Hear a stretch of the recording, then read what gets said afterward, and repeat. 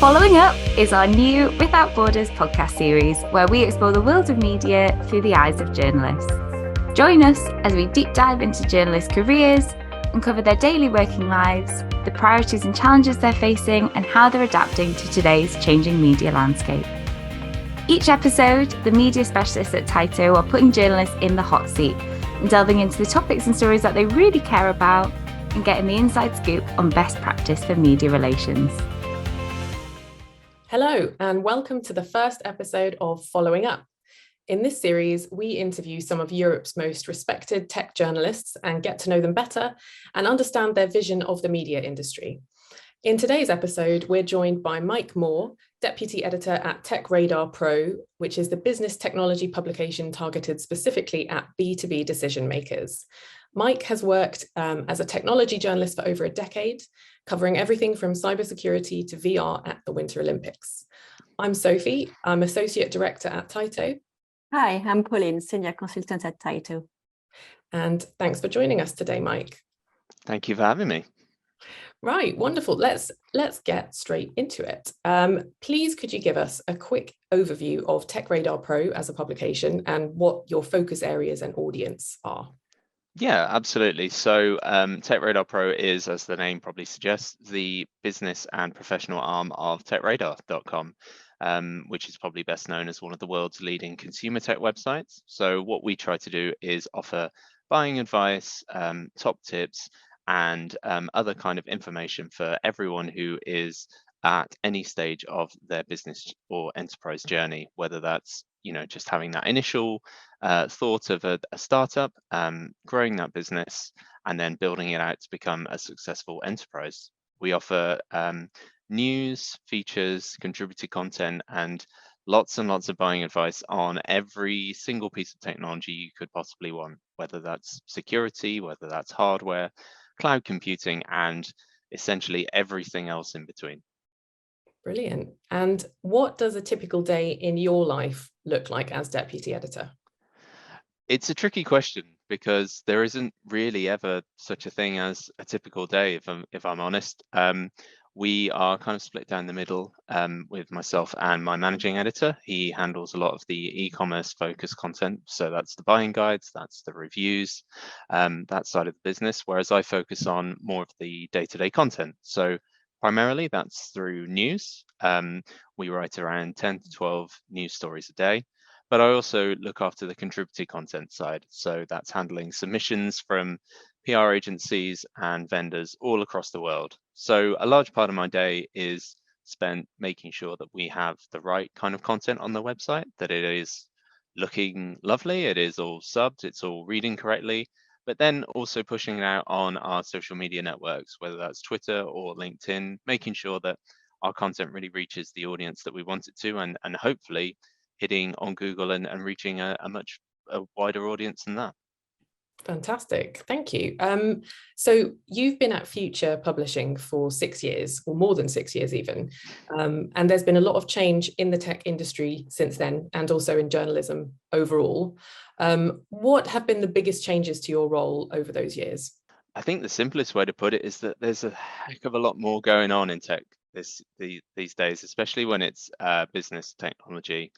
We've come a long way from not just the 6 years I've spent at Future, but the 11 or 12 years I've now spent doing it, working in technology, and that every business is a technology business, whether that's a single person working on their own in their spare room on a startup, or multi-billion-dollar multinational businesses. Everyone is fully invested in tech. You have to have a laptop, but along with that, you have to have security. You have to have some kind of storage software. You have to have some kind of office software. So the role of technology has become very much more, it's every day. It's something that we all now use all the time. So our role as journalists is to really kind of cherry pick what we think is going to be the most important tools, the most important platforms, the most important releases for our audience, trying to drill down to exactly what they need to know from us, because we're all a lot more time poor this year, not just, well, not this year, but overall, not just as journalists, but the time that we all spend online has bombarded by so many different websites, so many different news sources. So trying to stand out and really provide that unique viewpoint or opinion is really key for us. Excellent. And on the subject of opinion, we know that TechRadar Pro has some very specific submission guidelines for anything opinion-led or anything bylines, contributed content. So can you talk us through the key points from those guidelines and why they're so important for when you decide which pitches you accept and which you don't? Yeah, so having that unique voice, as I just mentioned, is something that's really important for us, and is probably really important for most news websites these days. It's come a long way from, you can't just regurgitate press releases and expect that Google's going to look at you and say, oh yeah, they know exactly what they're doing. The contributed content side of our website is a chance for vendors, for businesses, and the spokespeople that they have to really kind of give out their own kind of personalized analysis, their own personal opinions on the issues that our readers are really interested in, that we might not have the opportunity to do these really deep dives into. A lot of these spokespeople, especially if they're at C-suite level, have got years of experience. They've seen the technology business, whatever area they're in, evolve and grow so much over the course of their careers that they will really have useful insight, and they can give a really kind of unique perspective on the issues facing IT decision makers, whether that's security, whether that's financial, whether that's the CEO as a whole. So this is really our chance to let the agencies and the vendors kind of give something unique, something that isn't going to be found anywhere else, and will help them stand out and also make us look good as well. Brilliant. And so what would make a company or a spokesperson particularly interesting or compelling for you? And can you talk about the sort of parameters that TechRadar Pro has when deciding which companies get featured? Yeah, I mean, we don't have any specific rules on who we will and we won't accept. We'd obviously, as I mentioned, we prefer people with levels of expertise, but also someone who has got something interesting to say. We try and make sure that we feature all kinds of businesses, again, whether that's startups, whether that's multinational businesses, so that we can really get that full breadth of opinion and insight, really. There's not really any set rules on what makes a compelling interviewee or a compelling contributor. It's very much down to what do they have to say, why is this interesting for our audience, and what can they really contribute. Brilliant, thank you. Right, so now that we asked you all about TechRadar Pro, we are keen to know more about yourself. And I think our first question is that we know that you used to work in PR before making a shift to journalism. So what's something you wish PR consultants and their clients knew about being a journalist? We're very busy. I mean, it may not seem that way. There's a lot of this perception of journalists as just, swanning around and doing very little work, and a lot of the old schmoozing and socializing culture, which I admit probably did happen back in like the 80s and 90s, or even, a bit more recently than that. But we work incredibly hard. We have to be at the very top of our game all the time because competition is really tough. And at the end of the day, we have metrics that we're measured on, same as PR people, same as PR agencies. If we don't perform, there's going to be problems. So we need to make sure that we're putting out the best quality content. So we need to find, as I've mentioned before, the news, the content that is really going to appeal to our readers, but also to Google and to Facebook and to Twitter and to LinkedIn, the kind of stuff that's really going to grab not just our dedicated audience, but maybe, the passing audience, whether that's somebody just browsing the news on their phone on the way into work, or, seeing something on news results, or just flicking through your Twitter feed and seeing what's going on. So, yeah, it's a very full-on job, and the pressure can be quite intense at times, but it is also a really fun job as well, which I'm sure we will touch more on later. Yeah, and I guess, my follow-up question is, what was your biggest or maybe most interesting story or most compelling interview you ever done, and why is that? I don't think I can pick out a single one, if I'm honest. I don't know if that's just because I have been doing this for so long, and I did honestly rack my brains trying to think of a single piece or a single kind of person that I've interviewed, but it is the chance to speak to people who, whether it's they've started a business and grown it up and now it's a huge success, or someone who has spent their entire life working on technology platforms or developing them and making, a big breakthrough, or really seeing the success that comes from that. Or on the other side, really useful partnerships, whether that's in healthcare, whether that's in financial, whether that's in something as simple as sport or leisure, something that's enriched the lives of people all around the world.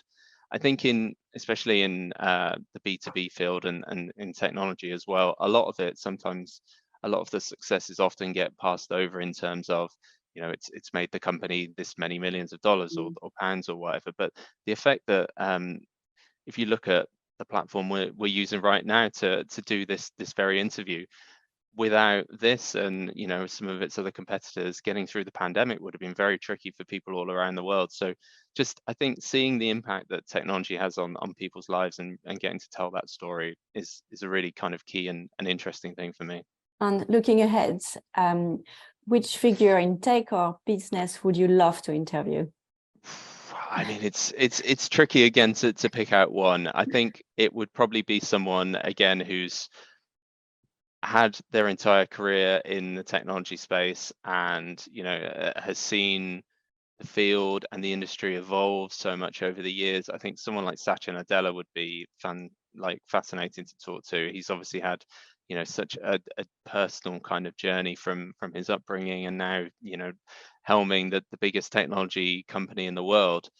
But also people like, I was lucky enough to hear Steve Wozniak talk a couple of years ago on the kind of role that he played in Apple growing up and expanding.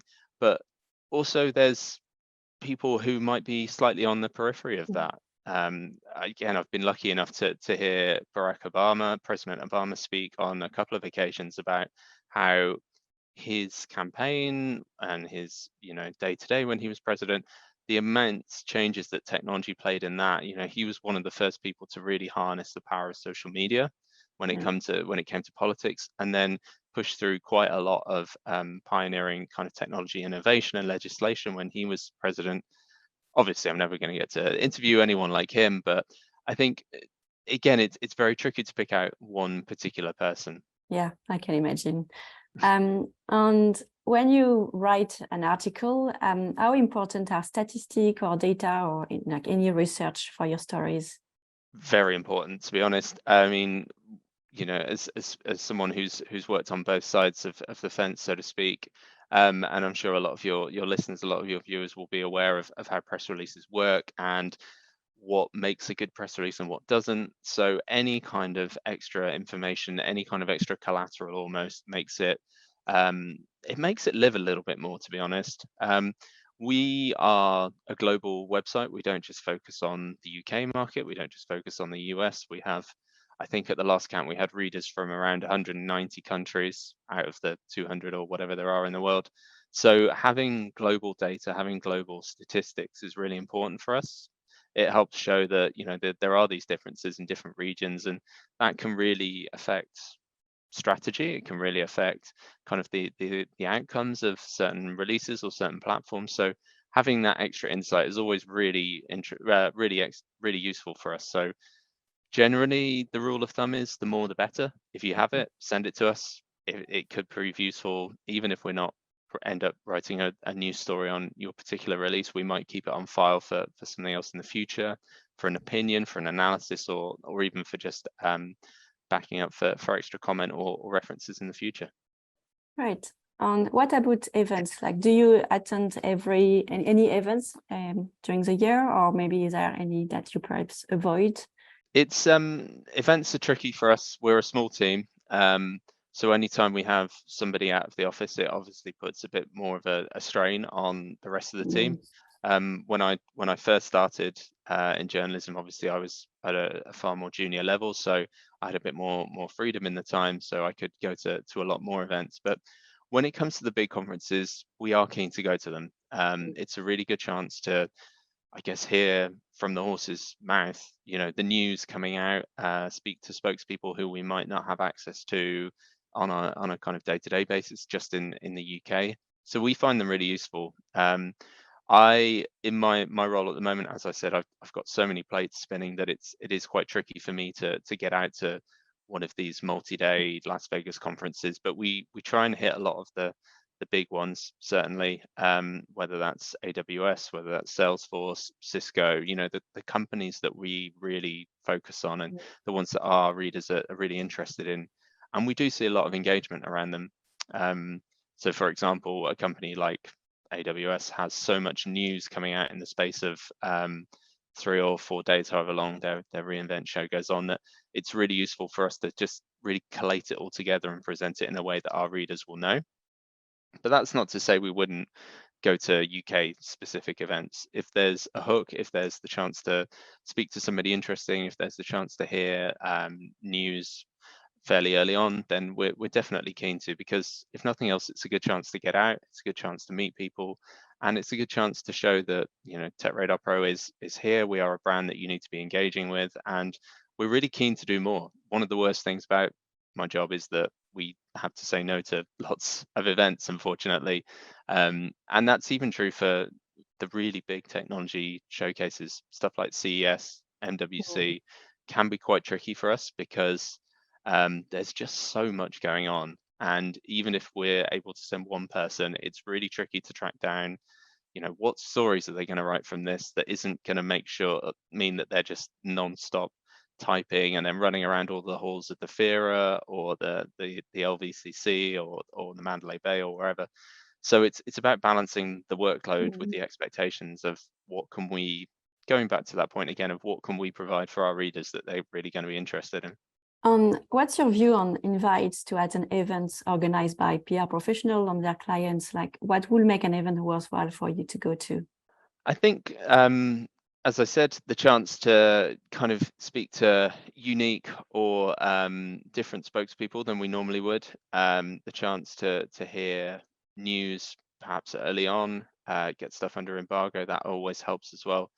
And a chance to really get to grips with the company, especially a lot of the B2B tech side that we work on at the moment. A lot of the news, a lot of the events are often quite technical, quite in depth. So the chance to have someone really break it down and say, this is why it's going to be important, this is why your readers should be interested. But we are happy to attend events. It's just, again, finding the time, making sure it's applicable to our writers' knowledge as well, so that they do a good job. There's nothing worse than sending someone to an event and the PR client or the agency saying, well, you made all these mistakes, or you got something wrong about our client, and that can really damage the relationship. So we want to make sure that we're doing a good job and that both sides, you guys are happy, the agency, but also the client as well, because there's nothing worse than going to an event and then never being invited again because you obviously did something wrong. Yeah, can you imagine?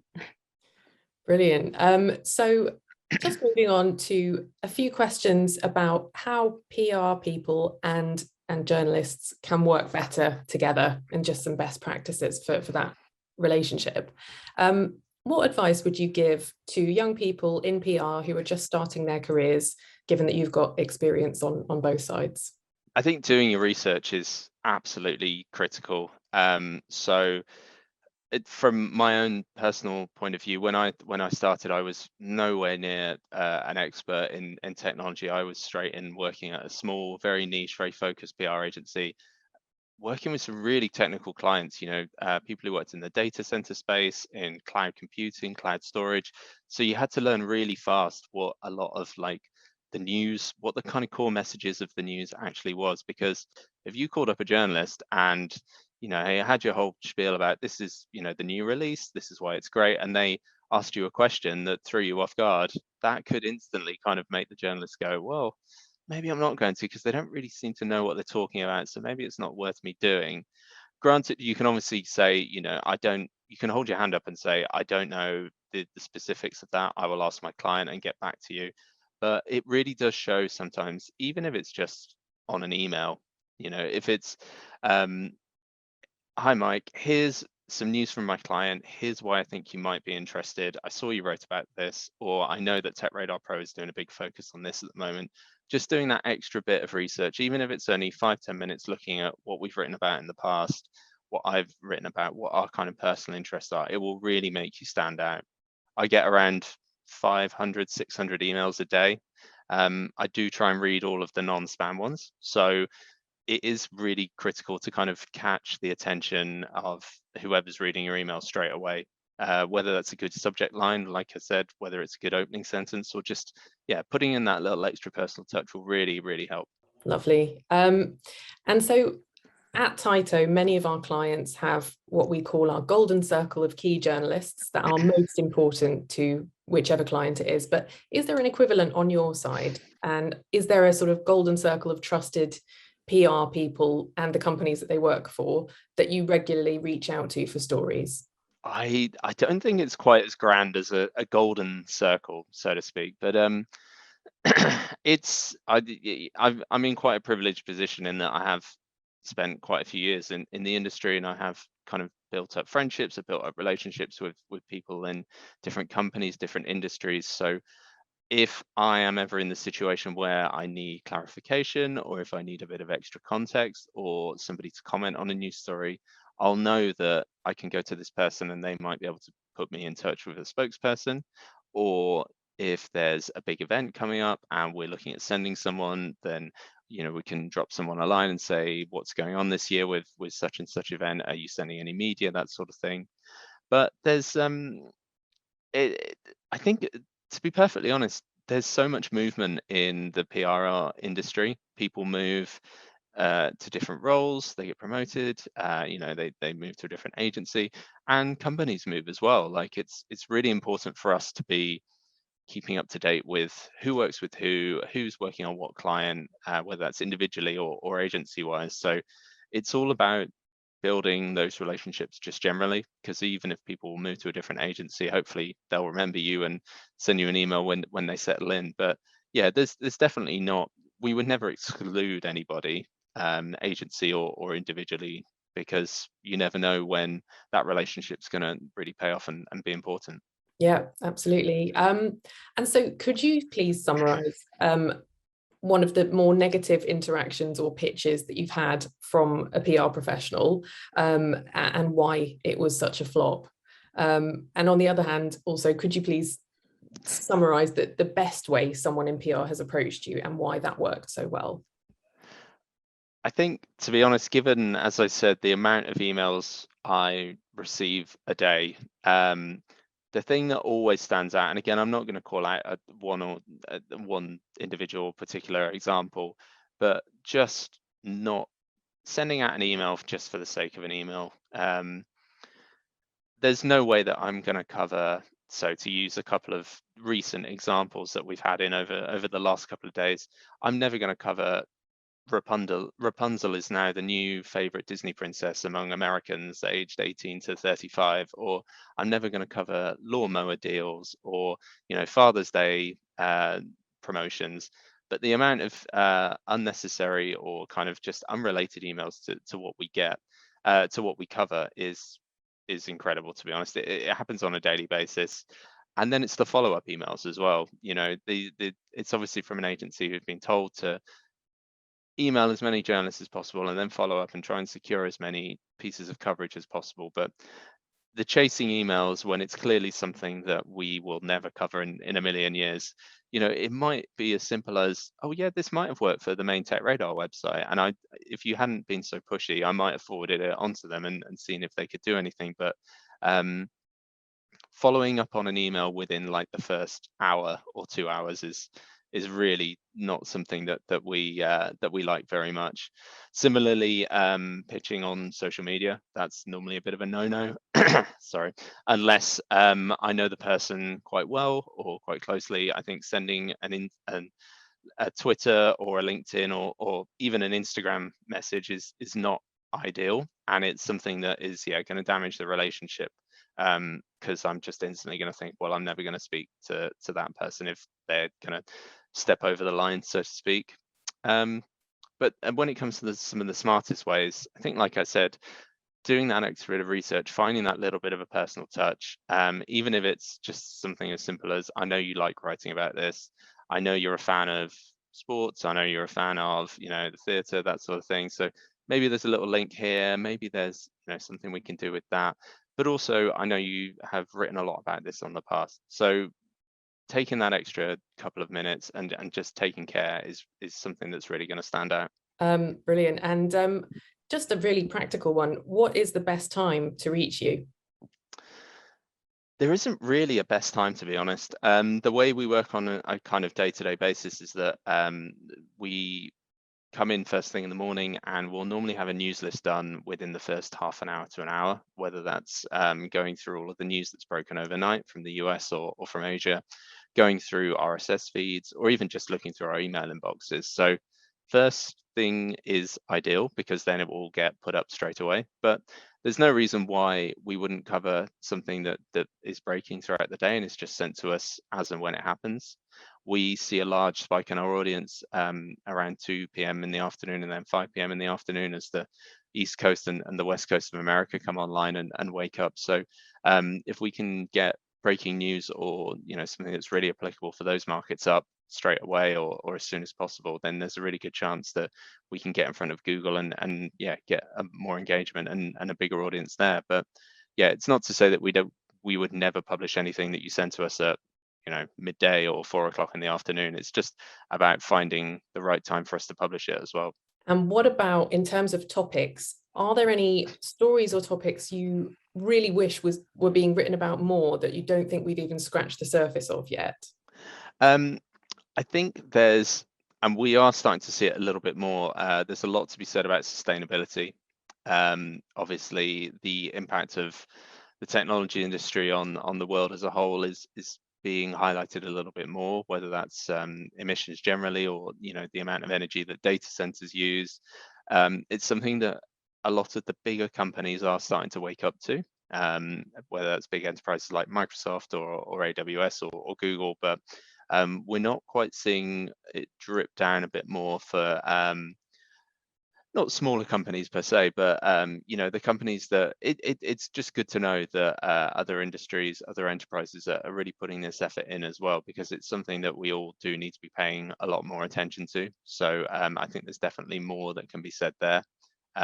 It's something, ironically, that is kind of tricky for us to write about because it doesn't fit particularly well with our e-commerce focused approach, but it's something we're always keen to highlight and do more on.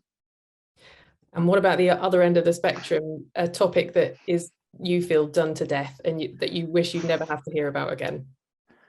Well, it's not quite done to death just yet, but AI and especially ChatGPT and OpenAI obviously is going through a huge boom period at the moment. And while it is still interesting and it is, it is genuinely fascinating, some of the use cases, the fact that every single business is trying to jump on the bandwagon, even if in the most kind of tenuous way, can get a little bit tedious, can get a little bit boring, just because your company has launched a chatbot or just because you are now using it internally to, finish off your emails or what have you.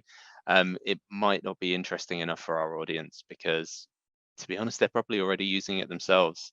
If we can find something really unique, something that's really game changing, then that's going to have a really big effect for us. But just telling us you're using it for the sake of telling us that you're using it isn't really going to cut the mustard at the moment. And how do you see the relationship between tech and the media evolving over the next few years?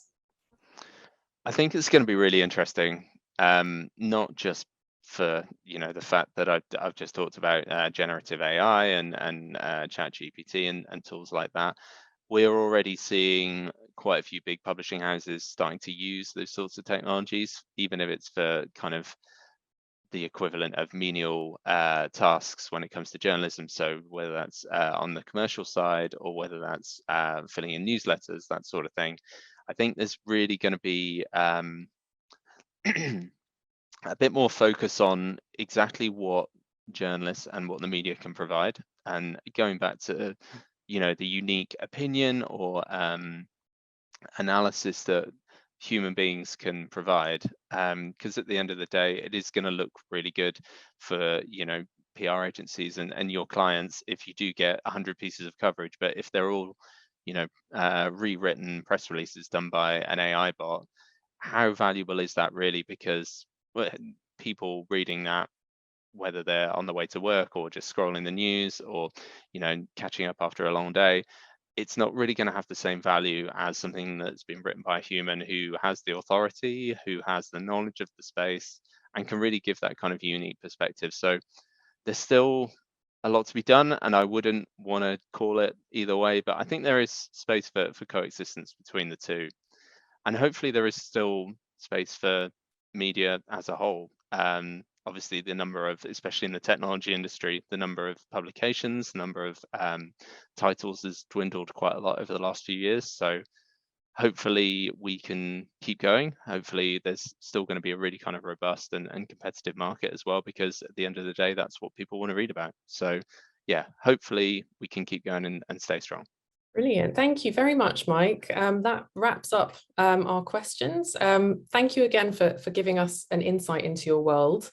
Particularly enjoyed your advice to younger PR people, and really, really fascinating insights on AI, both in terms of it being slightly overdone as a topic, and as well as its potential future impacts on all of our jobs. Scary stuff. I hope our listeners enjoyed this conversation with Mike as much as I did. If you have any feedback on today's episode, contact the Taito team on LinkedIn or Twitter, or comment on the video episode of this podcast on YouTube. You can also drop us an email at hello@taitopr.com. Thanks for listening, and see you soon. Following Up is a Without Borders podcast series produced by pan-European B2B tech PR and communications agency Taito. You can find every interview on YouTube and all major podcast platforms. Subscribe now so you never miss an episode.